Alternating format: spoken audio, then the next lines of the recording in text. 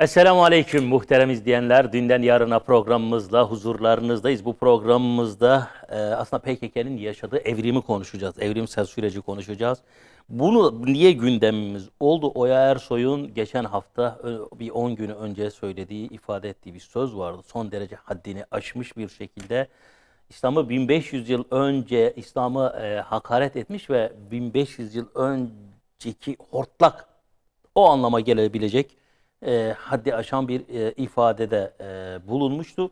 Biz bunun üzerinden bu söylem üzerinden PKK'nın yaşadığı evrimsel süreci konuşmak istiyoruz. Değerli hocam Doktor Abdülkadir Turan hocamla. Hocam evet bir şahıs üzerinden meseleye başlayacağız ama bu aynı zamanda bir örgütün de yaşadığı şey, geldiği noktayı gösteriyor. Hani hatta bu da değil. Bu yine sosyalist. Biz artık PKK'nın ne olduğunu ya en azından yani çıkışta sosyalistti ama şu an sosyalist mi, değil mi, liberal mi, Amerikancı mı ne olduğunu çözümleyemiyoruz. Ee, Niye böyle oldu? Dünyadaki Marksist örgütlere baktığımızda neredeyse hepsi bunu yaşıyor. Yani Marksizmin 1989'da Sovyetlerin çökmesinden sonra Marksizmin hani devlet yönetebilme kabiliyetini kaybettiğini görüyoruz. Nitekim Çin de hani liberalizme açılmak zorunda kaldı. Sosyalizmle artık bu işler olmuyor mu? PKK niye böyle bir süreç yaşadı? Niye böyle evrildi, habire değişiyor, dönüşüyor? Ama değişmeyen tek şey, tek düşman daha önce Amerika'ydı. Özür diliyorum uzattım ama daha önceki düşman Amerika'ydı ve beraberinde İslam'dı. Şu an tek bir düşman kaldı, İslam. Yani orada niye bir dönüşüm evet, yaşanıyor? yani dönüşüm şüphesiz ki yaşadığımı özü böyle miydi? Doğrusu çok tereddüt ediyor insan. Yani çok garip bir yapılanma. Biz bir şahıstan bahsedeceğiz elbette. Bir HDP milletvekilinden, HDP'nin bir kadın milletvekilinden söyleyeceğiz. Çok buradaki usulde şahıs üzeri gitmiyoruz. Ancak burada çok simgesel şeyler var. Hı hı. Yani bir kere bu meclis kürsüsünde bir nutuk atıyor. İşte İslam için 1500 yıl önceki dinsel toplumun hortlatılması diyor. Hortlatma, öcü. Hı hı. Öcü diyor bu açık net yani. İkincisi İslam'dan uzaklaşmayı da kadın açısından özgürleşmeyle ifade ediyor. Evet. E, Birinci kısım eskiden beri sol çevrelerin kullandığı bir kavramdı. İslam'ı gerici olarak görmek, yobaz görmek, geçmişe ait görmek. Eskiden beri sol çevreler ve bazı liberal çevreler bunu yaparlardı. Ama bu İslamlaşmayı, İslam'dan uzaklaşmayı özgürleşme olarak görmek ise son dönemde özellikle bu Körfez Savaşı'ndan sonra yaygınlaşan İslamofobide emperyalist bir propaganda. Dolayısıyla kullandığı kodların bir ayağı sola dayanıyordu. Hı hı. Diğer ayağı Bush teorilerine dayanıyordu. Ama karşımızda bir HDP milletvekili vardı. Bu çok ilginç bir formül oluşturdu ve bizim bazı şeyleri bu konuda konuşmamızı gerektirdi. Tekrar ediyorum, kadın normalde HDP milletvekili. Fakat bir yanıyla sol bir söylem, bir yanıyla Bush'a ait, Bush'tan sonra özellikle yaygınlaştırılmış, Hı hı. özellikle bir söylem haline getirilmiş bir ifade üzerinden doğrudan bir İslam düşmanlığı, İslam karşıtlığı yapıyordu. Şimdi kim diye merak ettim doğrusu, bu kim yani, ne var bunda yani, bu önce onun bir şahsını bir merak ettim. Zira söz sahibine göre değer kazanır, önem kazanır. Ve baktım ki aslında bu kadını Erzincanlı diye tanıtıyorlar fakat doğru konuşmuyorlar. Hı hı. Babası belki bir subaydır, gizliyorlar kimliğini de. Memur deyip ne görev yaptığını söylemiyorlar veya belki bir istihbarat görevlisidir babası.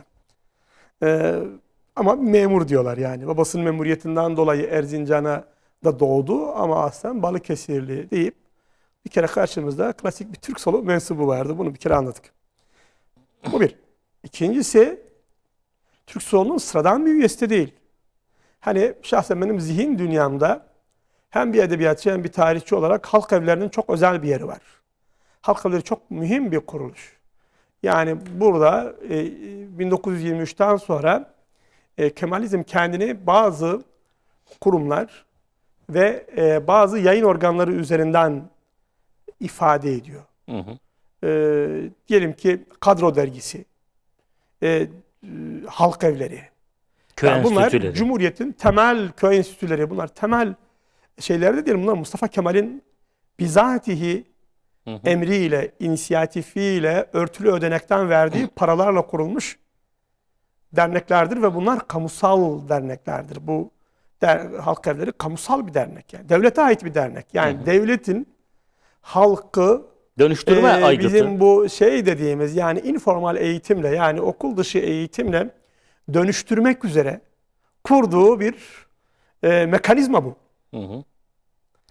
1932'de mi kurulmuştu? 31'de mi kurulmuştu? 32'de. 19 Şubat 1932 tam da böyle yıl dönümündeyiz bu arada.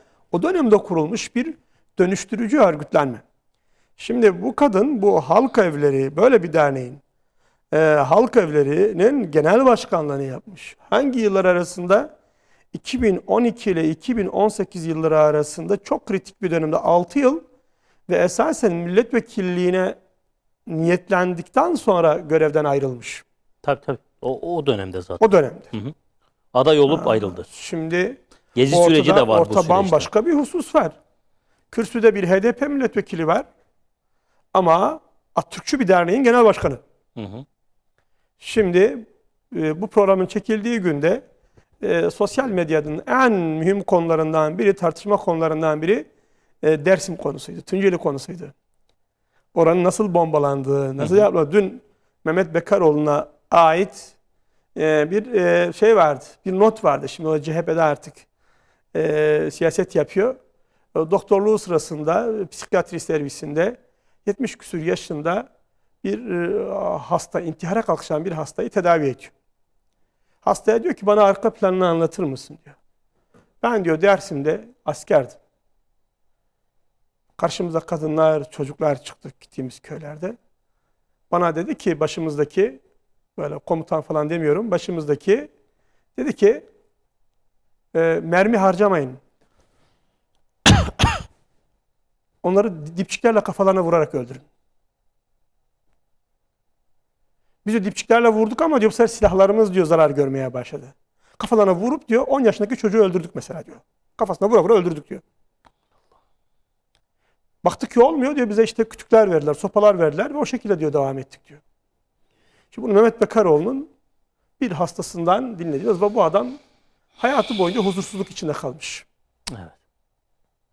Şimdi gündemde bu vardı. Şimdi halk evleri bu operasyonu halka izah eden kurumlardan biri. Meşrulaştıran ve hatta. HDP'de bu kadın milletvekili bunun genel başkanı. Ama sadece HDP'de değil şimdi Atatürk, HDP, Balıkesirli bir milletvekili, hep işler karışık. Koalisyon bütün kodlarını veriyor. Yani biz de sosyolojide vazifemiz zaten bu. Bizim kodlardan yola çıkarak meseleyi tahlil etmeye çalışırız, anlamaya çalışırız. Biz toplumsal değişimi, siyasal değişimi tahlil ederken biz bundan yola çıkarak yaparız. Ne oluyor diye kendimize sorar ve cevabı almaya çalışırız. Şimdi cevabı almaya çalışıyorsun, hakikaten tıkanıp kalıyorsun. HDP kim? Ya HDP'yi herkes biliyor. Yani Öcalan'ın PKK'nın kurucusunun inisiyatifiyle siyasette var olan bir parti. Zannederim bu partide bunu inkar edebilecek hiç kimse yok. Her kongresinde bilmem Serok sloganları, Bece Serok sloganları diye atarlar posterlerini, açarlar kendilerini, gençleri kendilerini apucu gençlik olarak görür. Böyle bir şimdi ne oluyor? Hani çatışma var değil mi? Savaş var.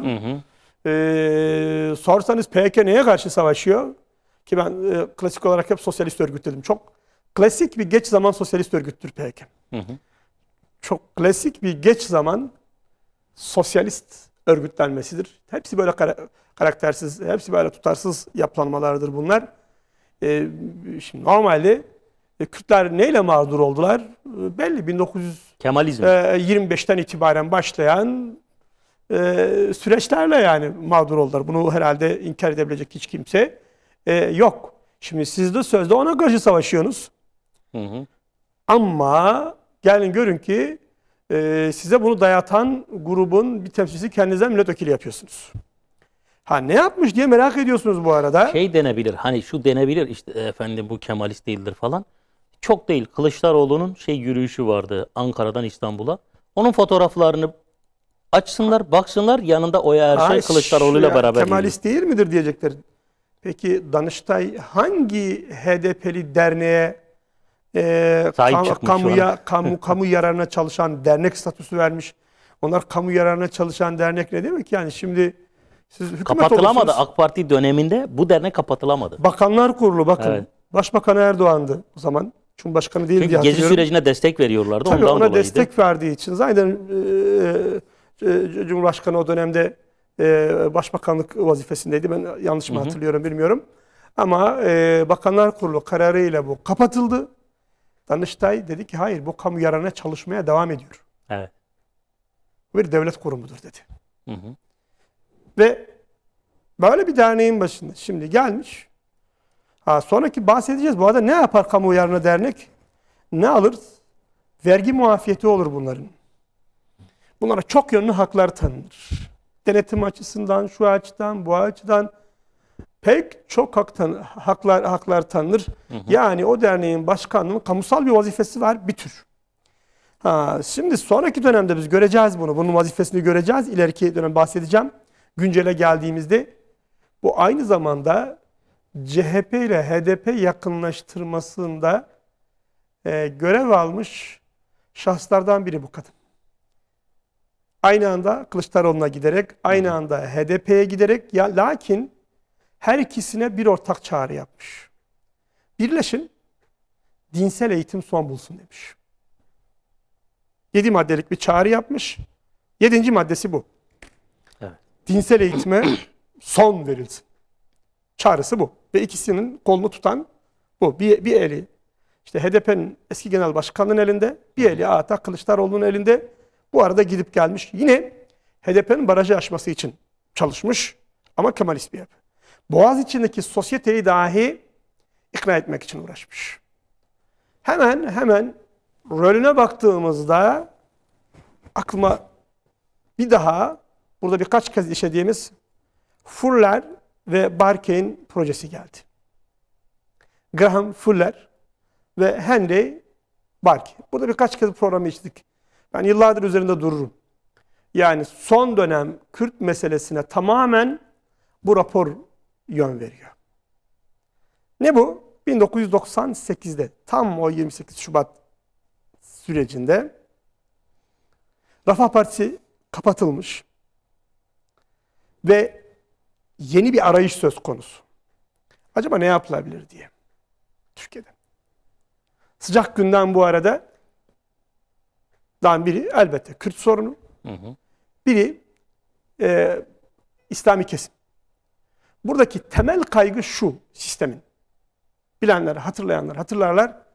Efendim Refah Partisi Batı illerinde dahi, İstanbul, Kocaeli gibi illerde dahi, Bursa gibi iller dahil ağırlıklı olarak Kürt oylarıyla güç bulup iktidara koşuyor. Tabii yani bir şey değil. Zaten tamamen bilinen bir şey. Kürtlerden alıyoruz. Zamanında Milli Selamet Partisi'nin zaten Türkiye'nin batısında, Kocaeli dışında, Ankara'nın bu tarafında tek bir milletvekili yoktu. Bilmiyorum, Kütahya'da galiba vardı. Ama Ankara'nın bu tarafında tek bir milletvekili yoktu. Kütahya dışında, Kocaeli'de bir tane çıkarıyordu eskiden beri. Karadeniz oylarıyla veya oradaki ağırlıklı Kürt oylarıyla vardı yine. Kocaeli'nin kendine has bir Kürt oyu zaten malum. Biz nasıl diyor bunu yapabiliriz? Bunu nasıl şey yapabiliriz? Bu bir tehdit olarak görüldü. Yani aslında PKK temelde Kürtleri dinsizleştirilmek üzere görevlendirilmiş. Çok eskiden. Bu bir şey mi acaba? Bir seküler çatı oluşturma. PKK. Ta kendisi HDP ve CHP aslında seküler bir çatı. Yani laiklik üzerinden. Temelde Güneydoğu'da, Diyarbakır'ında, Batman'ında, Mardin'de temelde Kürtleri orada sekülerleştirme üzere bir vazife görüyor. Bunun için PKK o dönemde, yine ileride bahsedeceğiz, Türkiye'nin en katı seküler grubundan, devletin çekirdek gruplarından, yani günümüzde derin devlet falan denen grubundan doğrudan destek alıyor. Yani derginin orta sayfası her hafta Resul-i Ekrem ve Kur'an-ı Kerim'e hakaret üzere kendince akademik bir makale yayınlıyor. Salman Rushdie'nin kitabını çeviriyor. Salman Rushdie'nin kitabını çeviriyor. İslam'ın bilmem hak olmadığına dair bir şey yapılıyor. Eski bir müftü üzerinden yayınlar yapıyor. Ama derginin giriş bölümü Öcalan'ın propagandasını anlatıyor. Doğrudan PKK'nın sosyalizmini anlatıyor. Böyle bir oyun. Evet. Ve bu dergi bazı devlet memurları eliyle Kürt gençlerine dağıtılıyordu. Bunu bizzat dinledim. Gençlerin kendisinden dinledim. Ortada dehşet bir koalisyon vardı o dönemde yani PKK ile bu kesim arasında. Ama İslami kesim bölgede bu oyunu çok fena bozdu. Direnerek, karşı koyarak, reddederek 88'e geldiğimizde PKK artık bölgede yalpalamaya başlamıştı. Tükeniş noktasındaydı. En güçlü olduğu yerlerde artık çöküş işaretleri veriyordu. Proje tümden kaybetme üzereydi. Bununla beraber Refah Partisi de hiç ummadıkları bir şekilde yükselişe geçiyordu. Mesela 94'te HDP diyeceğim PKK'nın partisi hepti herhalde. Halkın Emek Partisi'ydi o dönem. Malum kapatılıp açılınca seçimlere girmeyince Diyarbakır, Batman, diğer illerin tamamında Refah Partisi seçimleri kazandı. İstanbul'da da yine Cumhurbaşkanı Erdoğan'a verilen destekle Erdoğan burada seçimleri kazandı. Ve 95'e geldiğinde neredeyse Refah Partisi bölgede HDP kadar oy alıyordu. Bunu engellemeleri gerekiyordu. Hep kadar oy alıyordu. Bunun engellenmesi gerekiyordu. Bunun üzerine Henry Barkey ve CIA şefi Graham Fuller, bu arada bu Henry Barkey izleyicimiz açısından ifade edeyim. Bu 15 Temmuz'un sorumluları arasında gösterilen şahıslardan biri. Adalarda helikopterli adalarda darbe yönetiyordu. Cumhurbaşkanlığı seçiminde 2019'da birden bir şey yaptı. Bir ara dediler ki işte efendim Erdoğan kaybediyor. İlk böyle sevinç tweetlerinden birini atanlardan biriydi. Ben de cevap verdim. Planınız tutmadı herhalde diye. Tutup her nasılsa bana normalde dönmezler bana döndü. Niye dedi her taşın altında bizi arıyorsunuz ki dedi. Yani hep biz mi varız dedi bu işlerin içerisinde diye Twitter'da bana cevap verdi. Ve şimdi diğeri ise Fuller ise tamamen bir CIA şefi, bilinen meşhur bir CIA şefi ve şeyin tepesinde. İslam dünyasındaki İslami hareketlerle mücadelenin tepesinde. Evet. Bu ılımlı İslam projesinin de aynı zamanda mimarlarından biri Fuller. Bu Türkiye'nin Kürt sorunu, bu Turkey's Kurdish Question diye kitap yazdılar. Ve burada özetle şunu savunuyorlar. Daha bu arada şöyle tanıtma devam edeyim. Raporun ön sözünü, rapor kitap yani bu. Ön sözünü ABD Ankara eski büyükelçiden Morton Abramovitz yazıyor. Kapak yazısını ise dönemin Fransız büyükelçisi Eric Rollo yazıyor. Baktım Abramovitz Yahudi. Sadece geriye Eric kalıyordu. İsminden Yahudi olduğunu anladım ama girdim. Baktım o da Yahudi diplomatlar listesinde. Mısır doğumlu bir Yahudi. Şimdi Barkey İzmirli bir Yahudi. Eric Rollo Mısırlı bir Yahudi. Diğer ikisi de işte belki Avrupa kökenli Amerikan Yahudileri. Bir kere raporla ilgili 4 ismin 4'ü de Yahudi.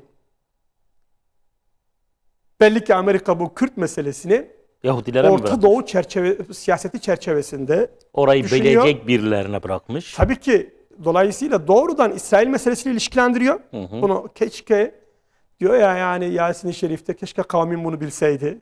O şehrin uzağından gelen adam. Evet. Kendini o galeyana, o linç kültürüne, o kuru kalabalığa, o kitleye kaptırmayan adam. Eyvallah. Düşünebilen adam. Düşünebilen adam. Henüz aklını kitleye satmamış olan adam. Keşke kavmin bilseydi diye. Bu daha görülecek bakın yani bu daha anlaşılacak. Bugüne kadar bu konudaki tespitlerimiz doğru çıktığı gibi bundan sonra doğru çıkacak. Her zaman ifade ettim. Bakın bu bölgenin dizaynında son dönemde kullanılan birkaç unsur var. Bunlardan bir tanesi PYD'dir. PKK'nın bir uzantısı olarak. Daha neler görülecek bakın. Daha neler görülecek. Aslında böyle fotoğraf İsrail, Yahudi meselelerini yani. alanlar akıllarına nasıl ermediği işlere karıştıklarını göreceklerdir. Herkes her işi konuşursa böyle olur. Herkes yüzeysel meselelerle bunları konuşurlar. Şundan dolayı kendine yakın gördü bilmem ne analiz sitesi, o analiz sitesi, bu analiz sitesi, bunların nasıl uluslararası bağlantılarının olduğunu keşke akılları erse bazılarının. Daha göreceğiz biz PD meselesini. İkinci bir grup şüphesiz ki Irak Kaidesi diye üretilip IŞİD olarak devam eden, DAEŞ'e devam eden gruptur. Üçüncüsü Irak hükümetinin, mevcut Irak hükümetinin kendisidir. Bu bölgedeki bütün meseleler bunların kıpırdatılmasıyla dizayn edilmeye başlandı. Evet. En az 12, 13 belki 15, 20 yıldır. Tümüyle bu Bush teorilerinin gerçekleştirilmesi için bu Irak Al-Kaidesi'nin veya IŞİD'in Amerikan eliyle bilmem kurulduğu, desteklendiği anlamına gelmez. Ama temelde bunlar üzerine çalışılarak, bunlar itilip kakılarak uğraşıldı. Ve bu şüphesiz ki PKK'nın o önemini Orta Doğu açısından çok önemli kılıyor. Mesele sadece Türkiye değil, şimdi mesela artık Suriye. Evet. Mesela sadece Suriye değil, aynı zamanda Irak. Tabii. Çünkü oradan Şengal'e uzatılıp Kuzey Irak'ta oluşmuş olan yapı da PKK ile dağıtılmak ediliyor, evet. isteniyor. Irak, Kürdistan. Oradan bilmem iş İran'a kadar uzatılıp götürülüyor. Böyle bir hal. Adamlar tamamıyla Yahudi bir ekip. Peki bu Yahudi ekip ne diyor diyecek izleyicimiz. Yani hocam bu söz çok uzadı. Ne diyor? Şunu diyor. Hedef ne yani? Efendim diyor. Bir kere bu Refah Partisi diyor sisteme karşı bir parti. Mustafa Kemal'e, Atatürk'e karşı bir parti diyor. Bu net diyor. Yani bunun çıkıp diyor hani biz daha Türkçüyüz, Atatürk sağ olsaydı bizim partimize girerdi. Bu tür şeylere diyor hiç aldanmamak lazım. Karşımızda diyor Mustafa Kemal'e, Atatürk'e karşı olan bir parti var. O da parti 16 Ocak'ta kapanmış. Yerine Fazilet Partisi kurulmuş. Bu bir diyor. Ama buna rağmen diyor Kürtlerden oy alıyor diyor. Bingöl konuşmasına değiniyor merhum Erbakan'ın falan. Ve bu sistem için tehdit diyor. Kürtlerle İslami kesimin bir araya gelmesi ima yararlı diyor ki bu sistemin tükenişi anlamına geliyor. Zira sistemin iki esası var. İki muhalif cephe bir anda birleşmiş. Bu sistemin diyor bir esası diyor layık olması, diğeri diyor ulusalcı olması diyor. Layık olması diyor onu dindar çevrelere karşı bir düşmanlık noktasında tutuyor. Ulusalcı olması, milliyetçi olması onu Kürt karşıtlığına götürüyor. Eyvallah. Şimdi diyor sistemin diyor bu iki karşı ayağı bunlar bir yerde birleşiyor. Buluşuyorlar ve halk desteğini alarak sistemi tehdit ediyorlar. Akıllarında hala Menderes günleri var. Oralara çok girmek istemiyorlar. Menderes dehşet bir örnek verdi. Çünkü Menderes burada İzmir'deki duyarlılıkla Diyarbakır'daki duyarlılığı bütünleştirmişti. Erzurum'daki duyarlılığı bütünleştirmişti. Ve ortaya %60'lık bir oy kitlesi çıkmıştı. Buna dikkat çekiyorlar. Bunun karşısında diyor ki şöyle bir paradoks var diyor. Aslında sistemin kurucu aklı diyor layık. Ve burada diyor esas olan modernlik, çağdaşlık açısından sistemin diyor layık olmasıdır. Yani işin milliyetçi tarafı aslında çok da önemli değil. Çok da önemli değil diyor. PKK'nın de diyor esas yanı çağdaş, modern olmasıdır. Dolayısıyla diyor İşin bu örgüt her ne kadar değil. diyor Cumhuriyet ordusuna karşı savaşıyorsa da kurucu akılla diyor ideolojide bir bütünleşme var. Eyvallah. Aynen böyle. Bir bütünleşme var. Bu diyor bütünleşme eğer siyasal bir zemine aktarılabilirse ki diyor iki tarafın da bununla ilgili diyor engelleri var diyor. CHP içindeki aşırı ulusalcı, milliyetçi yan ile HDP içerisinde ne girmiş Kemalist karşıtı unsurlar. Dikkatimi çekti. 98 diyorsunuz. 99'da Abdullah Öcalan alındı içeri. Tamına mesele o. Kenya'dan hani Ecevit dedi ya ben niçin bana verildiğini bilmiyorum. Şimdi bu proje tabii olarak devletin içindeki çekirdek küçük ama ulusalcı ve APO'yu sahaya süren ama APO'yu Kürtleri dinsizleştirsin de Kürtler bir daha iflah olmasın diyen grubu o zaman şiddetli bir şekilde rahatsız etti. Grubun ismini çok vermek istemiyorum. Şu anda bambaşka bir yerde grup bu arada. Evet. Bunu da ileriki programlarımızda konuşuruz. Yani şu anda bambaşka bir yerde onu şiddetli bir şekilde rahatsız etti. Ve onları panikletti. Ve bunlar 28 Şubat'ı içinde yer almak durumunda kaldılar. Elbette Türkiye'de derin devletin İslami kesimi durdurma gibi bir şeyi vardı. Kürt dindarlığına karşı rigid bir nefreti de vardı. Lakin Refah Partisi'ne karşı böyle rigid bir duruşu yoktu. Mesela hiçbir zaman Refah Partisi kadrolarına Türkiye'de terör davaları açılmamıştır. Evet. Sadece parti kapatılmıştır. Yani devlet durumu idare etmiştir. Bu milli görüş cephesine devletin tanıdığı bir sahadır. Bu malumdur Yerli yani. bulmuştur. Yani yerli saymıştır milli görüşü. Milli saymıştır. Milli saymıştır. Adı üzerinde millidir denmiştir ki Kıbrıs Barış Harekatı'nda çok büyük hizmetleri Yani. olmuştur.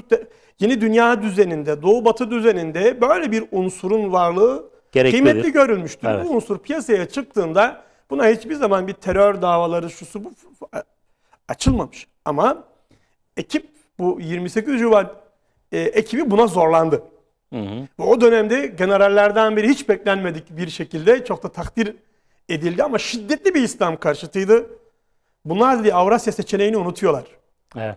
Edip Başar mıydı? Yok değil. Değil. Vefat etti, öldü. Çok en uç tiplerinden biriydi. Bunlar 28 tam o şeyde bunlar Avrasya seçeneğini Bir seçeneğimiz daha var. Seçeneğimiz daha var. Şimdi ne oldu? Neticede Türkiye'de bir 28 Şubat ilan edildi. Bu 28 Şubat'ın özü bu devletin 1930'lardaki layıklık yaklaşımına, yani 50 öncesi layıklık yaklaşımına tamı tamına geri dönmesi anlamına geliyordu. Tamı tamına geri dönmesi anlamına geliyordu. Buna Amerika destek verdi. Daha doğrusu devletin içindeki yapı buna razı oldu. Buna ikna oldu. Ve devlet bir yükseliş trendine giriyorken Refah Partisi sürecinde hesaplaşma sürecine girdi. Eyvallah. Küçülme sürecine girdi. Küçülme sürecine girdi. Buna karşılık Amerika'da bu ulusalcı gruba şeyi teslim etti. Geçici bir süreliğine. APO'yu teslim etti.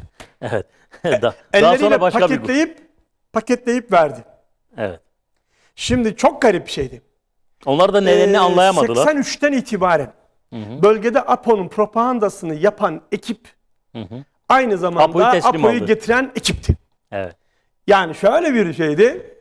Diyorum ya çok girmek istemiyorum bu meselenin o çok spesifik mesele yanlarına ama APO'yu yargılayan baş hakim ile onu helikopterde getirip hani ona soran, rencide ederek soran daha sonra şahıs her ikisi Türkiye'de aynı partiden, aynı ulusalcı partiden milletvekili adayı olmuşlardır. Evet. Ama milletvekili adayı oldukları partinin yayın organı daha sonra onları aynı sızdırdı zamanda bir de. 80'li yıllarda bölgede PKK propagandasını dinsizlik yönünde yapan teorisyeniydi aslında Abdullah Öcalan. bu işin temel propaganda aracı. Orta böyle bir karmaşık yapı ve tam bunun ortasında bir Henry Berke raporu. Evet. Evet hocam şimdi birinci bölümde parçalar ortada kaldı. Yani bir tarafta Türk solu var, bir tarafta milliyetçi Kürtlük var, bir tarafta laiklik var. Balıkesirli bir kadın var. Öyle değişik bir şey yani. Çok karmaşık bir koalisyonla karşı karşıyayız. Evet yani hatta içinde daha sonra İslamcılar da eski İslamcılar da bu parçanın içine girecekler. Marksizm var ama Amerika'ya hizmet var. Yani gerçekten çok ilginç bir Aslında İsrail. hatta İsrail doğru. Yahudi 4 tane Yahudi var sonuçta. Yani hatta İsrail şu anda bu siyaset hükümeti İsrail'le daha yakın durmaya zorluyor. Ya bunu kabul etmek lazım. Yani geçen bir milletvekili dedi ki ya zamların sebebi CHP'dir. Adamı böyle maskara ettiler. O maskara etme çalışması, propagandası dahi hani teneke çalma meselesi dahi mesele anlaşılmaması için yapılmış bir oyundu. Bir yandan seni İsrail'e mahkum ediyor. İsrail'e seni hizaya getirmek için ekonomiyi kullanıyor.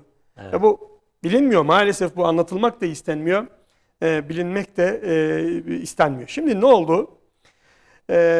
Bu sözü edilen bu kadın 2018 yılına geldiğimizde henüz 16'lardan itibaren CHP ile HDP arasındaki bütünleşmeyi sağlayan grubun temsilcilerinden biri olarak göründü. Yani o hani uzlaşmazlar, anlaşamazlar dediğimiz CHP ile, yani Kemalist Parti ile Apocu Parti var ya, bunlar nasıl bir araya getirilir? Ama CHP artık Kemalist değil sanki. Hayır. Kemalist Her mi hala? Kemalisttir. Yani her zaman Kemalisttir. O ulusalcılar hepsi tasfiye Her edildi. zaman Kemalisttir. Bir gün Hiç Eymen şaşmaz Güler yani. miydi? Bir Bunlar kadın şaka vardı. gibi bir şey yani. Korkunç cümleleri vardı Kürtlere karşı. CHP olmasa Türkiye'de Kemalizm diye bir şey mi kalır ya yani? Yani Kemalizm diye bir şey mi kalır? CHP yani odur yani. Ve bu kadın çıktı, bu iki grubu bütünleştirme yönünde dedi ki ortak paydanız ne? Gericiliğe karşı mücadeledir dedi. Evet. Ey HDP dedi, sen Güneydoğu'da İslam'a karşısın. Ey HDP, ve burada HDP, başta HDP kısmen, buraya girelim inşallah, kısmen böyle hani dindarlara göz kırpmaya başladı. Sonra CHP aynı çizgi üzerinden göz kırpmaya başladı ve bu ikisi ortak bir siyasi noktaya doğru bizatihi çekildi. Şimdi bu noktada belki hani çok vakit kaybına yol açmadan şeyi almak lazım. Yani PKK'nın tekrar İslam karşıtlığına bir dönmek gerekiyor. Tamam, bu kadın çıkıyor, bir HDP milletvekili olarak kürsüye çıkıyor. Ancak kendini, belki bilmiyorum mecliste kaç kez kürsüye çıktı bugüne kadar, ama çıktığında kendi doğrudan İslam düşmanlığı ifade ediyor. Şimdi bu İslam düşmanlığının bir tarafı zaten dünya siyasetine bakıyor. Yani en az 90'lı yıllardan bu yana, 91'den bu yana, Sovyetlerin çöküşünden bu yana ABD, sonra küresel sistem, İslam dünyasında İslam'a, düşmanlığa bir fiyat biçiyor. Evet. Diyor ki, var mı kendini kullandırtmak isteyen? Senin tabanın kadar, gücün kadar ben sana yatırım yaparım. İslam dünyasında yeni bir milli uyanış söz konusu. Bu İzzet Begoviç'in siyasetin Müslümanlaşması teorisinden bu yana böyledir. Ne eski cemaat ve tarikatlara dayalıdır, ne onlardan bağımsızdır. Bu Malezya'da böyledir, Endonezya'da böyledir, Cezayir'de böyledir. Bunun en önünde şüphesiz ki İslami kesim var. Ama içinde sol kesimler de var. İçinde hatta şiddet sol kesimler de var. Şiddet eski liberal kesimler de var. Bu temelde siyasetin Müslümanlaşması meselesi, bir ayağı hala ulusalcı, milliyetçi, diğer ayağı dindar, yeni bağımsızlıkçı dalgadır bu. Ve bu dünya emperyalizmine karşı yeni bir arayış, yeni bir ses olma çabasıdır. Yani dünyayı küreselleştirip köye dönüştürmek isteyen akıma karşı, efendim küresel dünyada yaşıyoruz, artık her taraf bir köy diyen akıma karşı, hayır. Biz Cezayir olarak, biz Fas olarak, biz Türkiye olarak, biz İran olarak, Pakistan olarak, Endonezya olarak bağımsız bir devletiz Ya bu diyenler, aslında yerelin müdafasıdır. tabii yerelin müdafası, yani küresel geneldir. Ona karşı bu cephe bir yerel cephedir. Tam bir ümmetçi cephe değildir. Lakin ümmet cephesinin dışında da değildir. Tam olarak İslami hareketin bir devamı değildir. Lakin İslami hareketten Dışında da değildir. Dışında değildir. Öncü grubunu İslamcılar.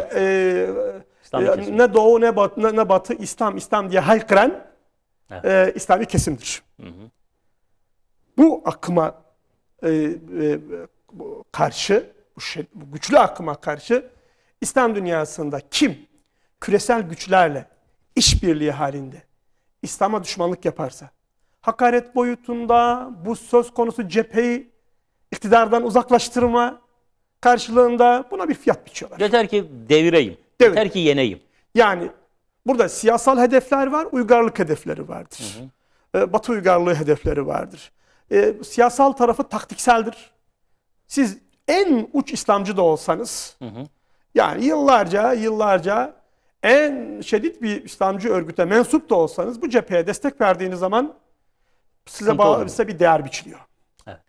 En kötü ihtimalle finansman kabul etmiyorsanız sosyal medyada öne çıkararak sizi artık onurlu tırnak içinde Batı sistemi Onurlu içinde Müslümanlar. yerini almış, kabul görebilir Müslüman düzeyine çıkarıyorlar. Yani mesela Muhammed Mursi'ye karşı radikal denilen Selefilerin kesimleri, kabulü. Selefilerin kabulü. Türkiye'de bazı gruplar, medya her gün Twitter'ın böyle öne çıkardığı bazı gruplar falan Hı hı. Taşıyor. dahil bu işin bir siyasal tarafı var. Çünkü bir uygarlık tarafı. Bu taktiksel. Evet. Uygarlık tarafı ise aslında bu coğrafyanın tamamen dinsizleştirilmesidir. Şu anda bu noktadakiler hep kullanılan gruplardır. Farkında değiller. Birer piyon, birer araç noktasına düşüyorlar. Şimdi bu cepheye karşı siz İslam karşıtlığı da yapsanız, bu iktidar gruplarına karşı muhalefet de etseniz, bu yerli bağımsızlıkçı iktidar cephesine karşı muhalefet de etseniz size bir finansman kaynağı tanınabiliyor. Kabul etmiyorsanız veya vermiyorlarsa, gücünüz bunun için yetersiz görülüyorsa kabul alıyorsunuz. Batı'dan kabul alıyorsunuz ve sosyal medya artık sizin himayedarınız, destekçiniz, tanıtınız oluyor ki sosyal medya geçmişteki medyadan da daha güçlü yeni bir evrensel silahtır bu yeni medya dediğimiz. İşte Twitter'ıdır, Instagram'ıdır, Facebook'udur. Tamamının Yahudilerin elinde olması hiç de böyle bir şey değil. Şimdi işte böyle bir ortamda şeye ikna. Yani hem Kemalist hem Kürtçü ama ulusal sistemle uyumlu. Yeni bir çatı, yeni bir koalisyon cephesinin kurulması yönünde bir şey yapıldı. Bir gayret içine girildi. Ama bunun anlaşılabilmesi için dediğim gibi biraz PKK'nın bu geçmişine gitmemiz lazım. Evet. Sola. Şimdi biz 1960 ihtilaline gelinceye kadar temelde Türkiye'de Kürtçü yapı dediğimiz, Kürdi yapı, Kürtçü yapı dediğimiz yapı sağ bir yapıdır.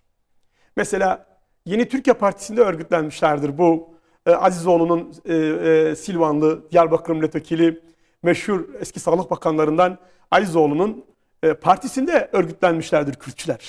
Bir ayakları Barzani'ye dayanır, onun fikriyatına dayanır, sağdır, hafif dindardır, bir o kadar Kürtçüdür, solcu gelir o himaye içerisinde yerini alır. Lakin 60 ihtilalinden sonra bu sağ Kürtçülük önderleriyle beraber imha edildi. Solun eliyle imha edildi bu arada. Bu uzun bir hikaye. Bunu değişik çalışmalarda anlattım. Darbe sonrası. Darbe sonrası bu bucakların Evet. ileri gelenlerinin bu amaçla tasfiyesi şunlar bunlar. Bir de darbede şu yapıldı. Darbeden hemen sonra bütün böyle kendilerinden Kürtçü bir his alınan ne kadar Kürt nüfuz sahibi lider varsa bunların tamamı Sivas kampında toplatıldı.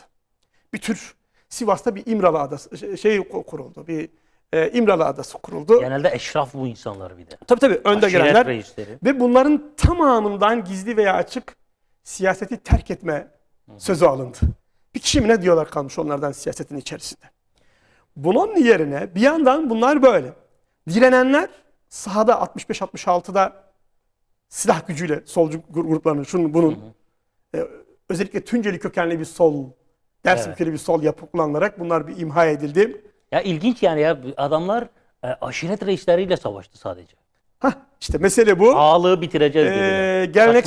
Geleneksel yapı tasfiye edildi ve yeni bir Kürt solu oluşturuldu. Kürtleri dizayn etmek üzere. Ama 60 ihtilalinde de devlet kendine ait bir devlet solu üretti. İşçiler, Aleviler, kısmen Kürtler, Egeliler, Rumeliler üzerinden devlet kendine bir devlet solu üretti. Bu devlet soluyla bu Kürtçü solun tamamlanmasından ortaya yeni bir seküler dünya üretildi. Zira bunlara göre Menderesler ne kadar bir sağcı olsa da böyle devam ettiği takdirde Celal Bayar bile ülkenin dindarlaşmasına mani olamaz. Çünkü bu Menderes'in içinden bile geçiyor. Siz adamı başbakan yapmışsınız ama adam hala diyor ki yani şu hilafet bile gelse ne güzel olur diyor. Böyle bir dünyanın insanı. Evet. Menderes'in en büyük şeyi şuydu. Menderes onlar için bir ayna oldu. Bu halkın asla İslami geçmişinden vazgeçmeyeceğini. Öyle Tanzimat'tan sonraki şeylerle, uygulamalarla, 1925'ten sonraki tatbikatlarla bu halk bu dini terk etmez. Bunu anladılar. Bunun için köklü bir dönüşüm ihtiyacı duydular. Ve bu köklü dönüşümü sol eliyle yapmak istediler. İslam'a tamamen İslam'dan nefret eden, dindar bulunca böyle bir öfkeye kapılan sol yeni bir bıçak olarak, yeni bir silah olarak devletin eline verildi. Aslında devlet de demem çok yanlış. Burada hata ediyoruz hakikaten. Aynen. Devleti doğrudan onlara veriyoruz. O günkü yapının eline verildi. Ya burada özellikle dikkat etmek lazım hakikaten. Her seferinde devlet diyerek aslında değil, bu onlara ait sistemin. kılıyoruz. Yani onlar mı Devlet savaşlar? bu halkındır. Sistem problemi. Devlet elbette halkındır. Onların o şeyi ve PKK tam bu yapı içerisinde 70'li yılların sonunda doğdu. Doğduğunda tam bir muammaydı. Yani ben doğduğunda ilk hissedildiğinde çocuktum. Ve bizde siyaset dört bir yana konuşuluyordu. Çocuklar bile birbirlerine dernek ve örgüt ismi sayarlardı. İşte yok bilmem DDK'daymış, yok Ulusal Kurtuluş, KUK'muş, Kürdistan Ulusal Kurtuluşuymuş, şuymuş, buymuş. Çocuklar bile konuşuyordu. Peki PKK ne diye apucular diyorduk. PKK henüz bilmiyor.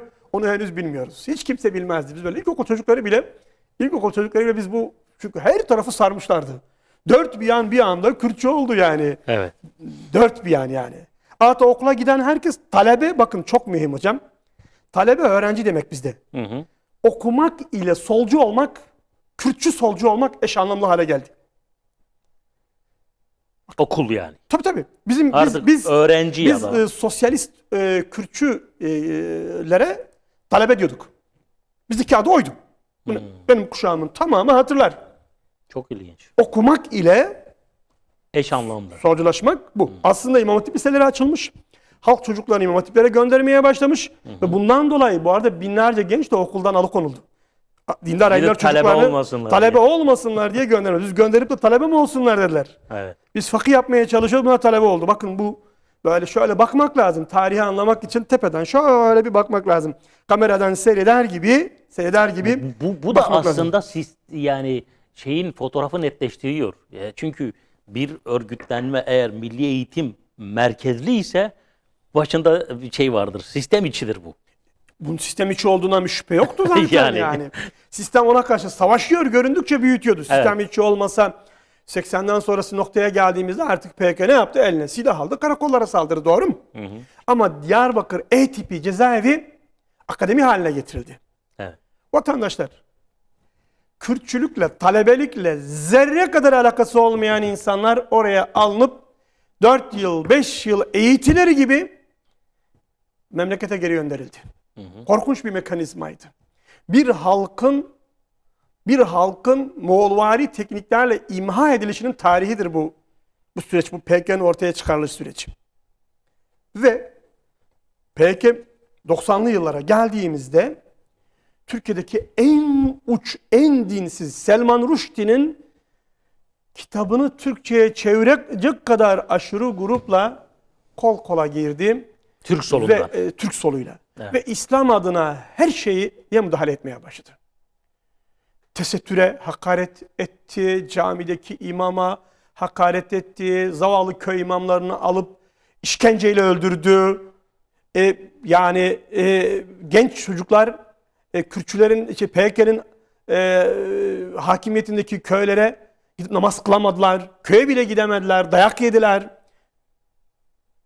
Yaşlı kadınlar hakaret gördü. Şiddetli bir İslam düşmanlığı başlatıldı bu 90'lı yıllarda. Ancak biz bu raporların yayınlandığı artık süreçlere geldiğimizde, 28 Şubat sürecine geldiğimizde, 98'e geldiğimizde özellikle 2000 yılından itibaren birden bir şey değiştirdi.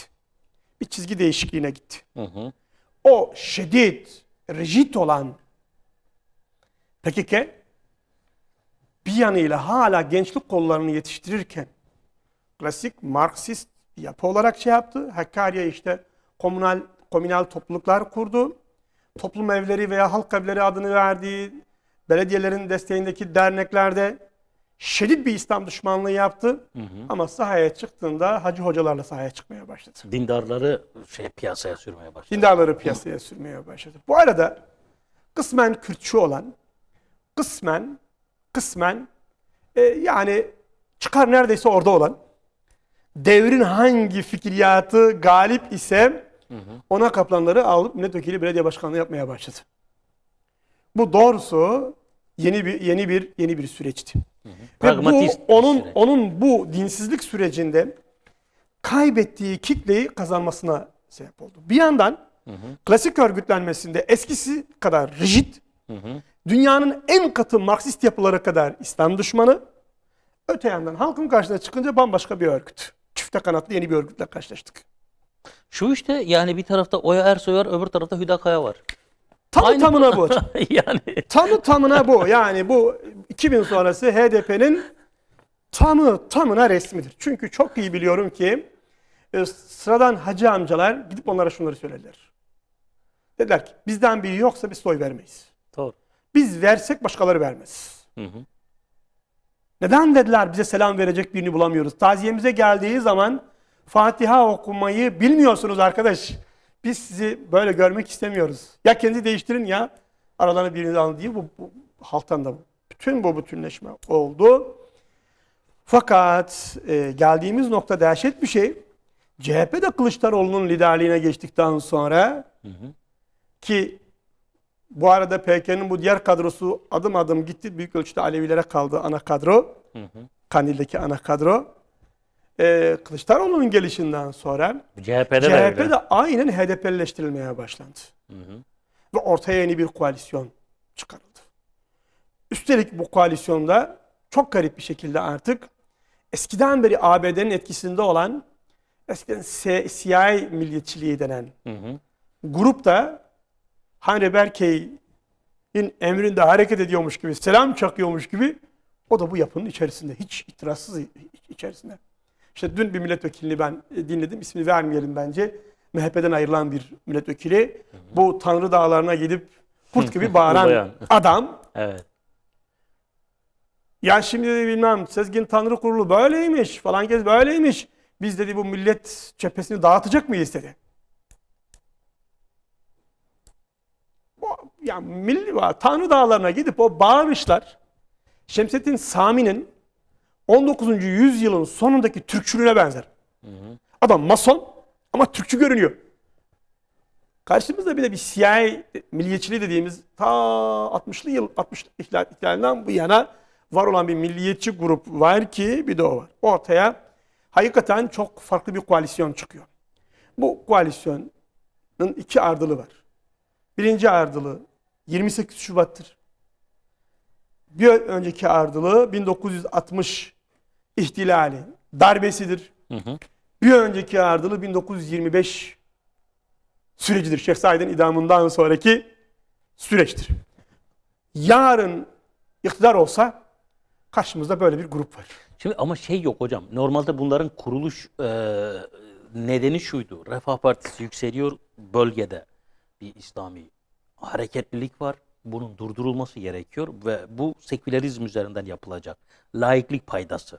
Evet. Ama şu anki bir şeye baktığımızda bir CHP, HDP ittifakı ve destekçilerine baktığımızda mesela şey yok. Bir laiklik vurgusu yok. İşte tamı İlginç tamına gelmiyor bu. mu? Bir yandan gençlik Normalde aslında kollarında, laikler ama arka vurgu yok. arka planda tamamen bu var. Tamamen bu var. Ama önde aynen Hüdakaya meselesi gibi farklı bir yüz var. Şimdi diğer bir ayağı şuna da dayanıyordu. Onu da unutmadan geçelim.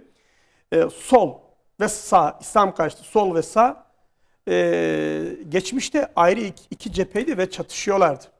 Halbuki şu anda sol küresel yapılaşma doğrultusunda uluslararası şirketlerin, bankaların kültür müdürlüğü gibi işliyor. Finansmanı Koç sağlıyor. İşte finansmanı Kavala sağlıyor. Ama ön tarafta bakıyorsunuz ki uç nokta TKP'li bir genç var. Türkiye Komünist Partili bir genç. Bu da yeni yapılaşma ve bu da bizatihi işin içerisinde. Tek bu kez bu fark normalde 28 Şubat'ta bazı cemaatlerin desteği alındı gizden. Ama geniş İslamcı sıfatlı kimse 28 Şubat'ı desteklemedi. Eyvallah.